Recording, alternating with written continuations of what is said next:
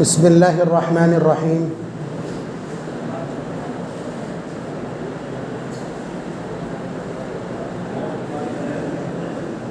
الذین یؤمنون بالغیب ویقیمون الصلاۃ الذین یؤمنون بالغیب۔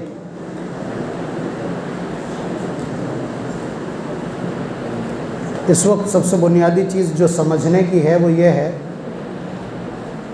کہ ہمارے پاس سب سے قیمتی کیا ہے، اور اگر ساری دنیا مل کر کے ہمارے اوپر جو یلغار کیے ہوئے ہے، ہمارے اوپر حملہ آور ہے، ہم کو جو ٹارگٹ کیے ہوئے ہے، آخر وہ کون سی چیز ہے جو چاہتی ہے؟ سمجھ رہے ہیں آپ؟ وہ کون سی چیز ہے جو دنیا ہم سے چاہتی ہے، یا کون سی ایسی دھروہر ہے، یا کون سی ایسی قیمتی چیز ہے جو ہمارے پاس ہے اور جس کا وہ پیچھا کر رہے ہیں؟ تو ہم بہت آسانی سے کہہ دیں گے، لیکن آپ کے لیے ایک تماشا ہے، وہ ایمان ہے۔ ایمان ہے، اور یہ قومیں اپنی اچھا سے آپ کے پیچھے نہیں پڑی، ایسا کچھ نہیں ہے، یہ سلیبس کا حصہ ہے۔ دھیان سے سنیں نوجوان نسل خاص طور سے، یہ اس سلیبس کا حصہ ہے۔ ہر سلیبس میں ایگزامینیشن ہوتے ہیں، معلوم ہے نا؟ جو بھی سلیبس آپ پڑھ رہے ہوں گے، جو نصاب آپ پڑھ رہے ہوں گے، اس میں ایگزامینیشن ہوتا ہے، پریکچھائیں ہوتی۔ تو اسی طرح سے ایمان ایک سلیبس ہے اور یہ اس کی پریکچھائیں ہیں۔ میں ابھی بتلا رہا ہوں، پہلے تو آپ ایمان بالغیب سمجھ لیں کس کو کہتے ہیں۔ ایمان نام ہے یقین کرنے کا۔ غیب کس کو کہتے ہیں؟ بھائی آپ نے اگر یہ مان لیا کہ یہ پنکھا ہے اور الیکٹریسٹی سے چل رہا ہے تو یہ کوئی کمال ہے آپ کا؟ یہ کوئی کمال تھوڑی، تو سب لوگ ایسا کرتے ہیں۔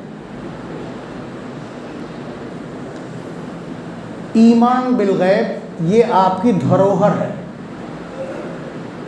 دھروہر ہے، اور یہی آپ کا کیریکٹر ہے، یہی آپ کی متاع ہے، یہی آپ کی کمائی ہے، اور یہی وہ اثاثہ ہے جس کی بنیاد پر آخرت میں آپ کی رینکنگ اور میرٹ طے ہوگی۔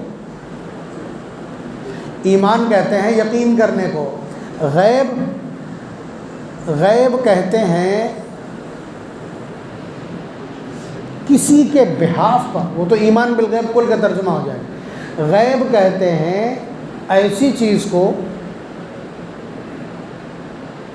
جو عقل نہ مان رہی ہو، جس چیز کو عقل نہ مان رہی ہو، عقل سے اس کو سمجھا نہ جا سکتا ہو، بائی سینس اس کو سمجھا نہ جا سکتا ہو، وہ سائنٹیفک نہ ہو۔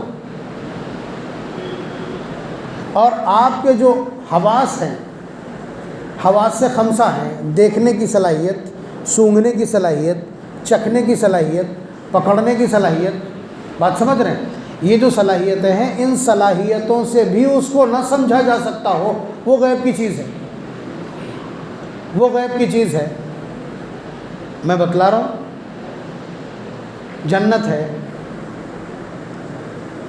جنت ہے، اب اس کا دروازہ 40 سال کی مسافت کا ہے، سینس مان رہی ہے آپ کی؟ نہیں مانے گی۔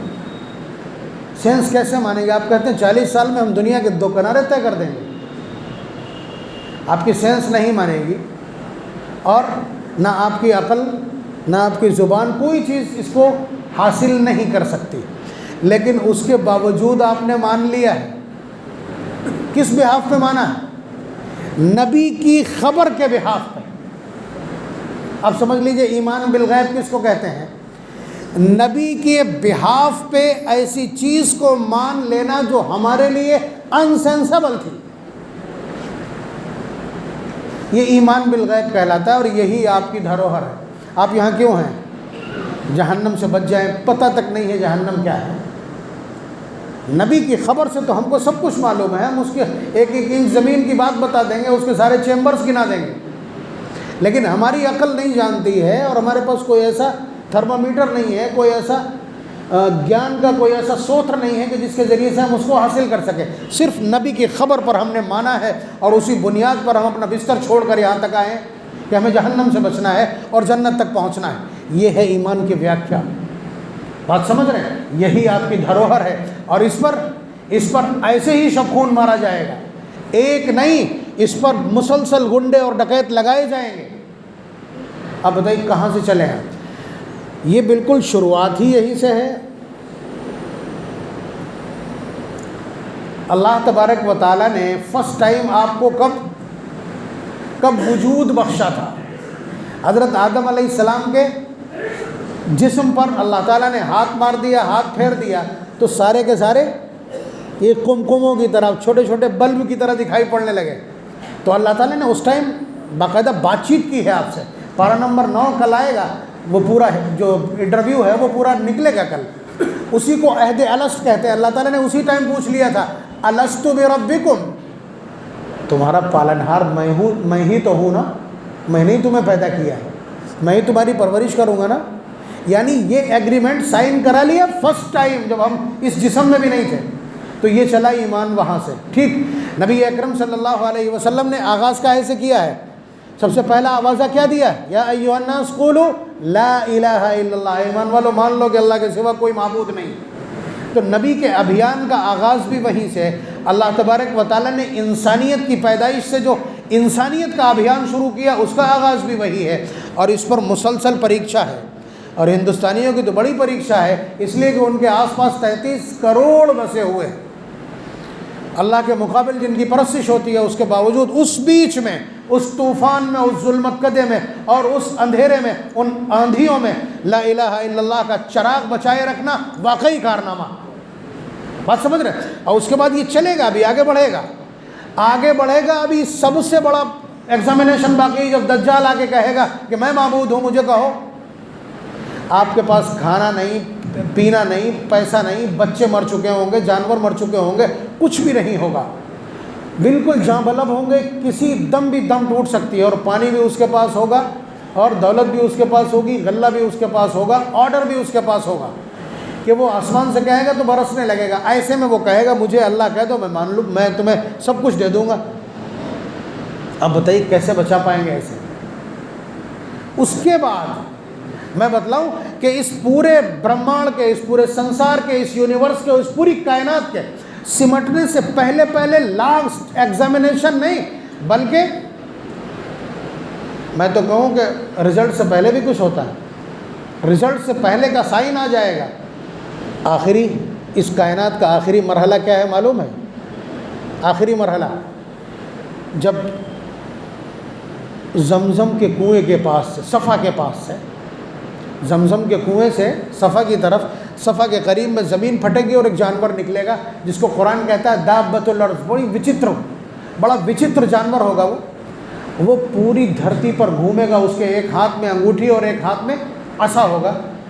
انگوٹھی سے نشان مارے گا پورا جسم کالا ہو جائے گا، اور عصا سے نشان مارے گا پورا جسم روشن ہو جائے گا۔ یہ سائن ہوگا کہ یہ کالے جتنے بھی سب کافر ہیں، اور کوئی ایسا جاندار، کوئی ایسا انسان نہیں ہے دھرتی کا جو بچ جائے اس سے۔ پارہ نمبر 20 میں تذکرہ ہے سورہ نمل میں اسی کا، یہی ٹائم ہے۔ یہ ادھر جانور نکلے گا اور ادھر اسی ٹائم پچھم سے سورج اٹھے گا اور تھوڑا اوپر جا کر کے پھر ڈاؤن ہو جائے گا، پھر اپنی طرح نکلے گا۔ یہ ایک کلوز ہے، یہ ونڈو کلوز ہو گئی بس اس پوری کائنات کی۔ تو یہ پہلے دن سے چلا ہے لا الہ الا اللہ کا جو ابھیان چلا ہے، اللہ کے سوا کوئی معبود نہیں، وہ اکیلا قابل پرستش ہے، الست بربکم سے، اور تمام انبیاء کے ابھیان سے ہوتا۔ تو اس کو بچانا ہے۔ اس وقت یہاں کے جو لوگ آپ کو پریشان کر رہے ہیں، آپ کو عرصہ حیات تنگ کر رہے ہیں، آپ اللہ کے مقابل ایک اور رکھ لو گھر میں، آرام سے جیو، کوئی مسئلہ نہیں۔ یہی اتنا ہی تو سودا ہے نا، اتنا ہی سودا ہے۔ تو سمجھیے نا پھر اس قیمت کو کہ آپ کو سیکورٹی کتنی دینا۔ اس لیے اس عہد و پیمان کے ساتھ ہمارا درد، یا ہم جیسے جتنے بھی علماء قائدین ہیں، ان سب کا درد یہی ہے کہ ملت بے ایمان نہ ہو جائے کہیں۔ ایمان کے ساتھ آپ مرتے ہیں، میں مرتا ہوں، کوئی مسئلہ نہیں ہے، وہ بہت بڑا احساس ہے، شہادت کا مقام ہے، لیکن بے ایمان ہو کے مرنے کا مطلب کہ ہم ہار گئے۔ انبیاء کی ساری قربانیوں کو، اللہ تبارک و تعالیٰ کی ساری تعلیمات کو ہم نے رون دیا، یہ مطلب ہوگا۔ اللہ تبارک و تعالیٰ ہمیں سمجھنے کی توفیق مرحمت فرمائے۔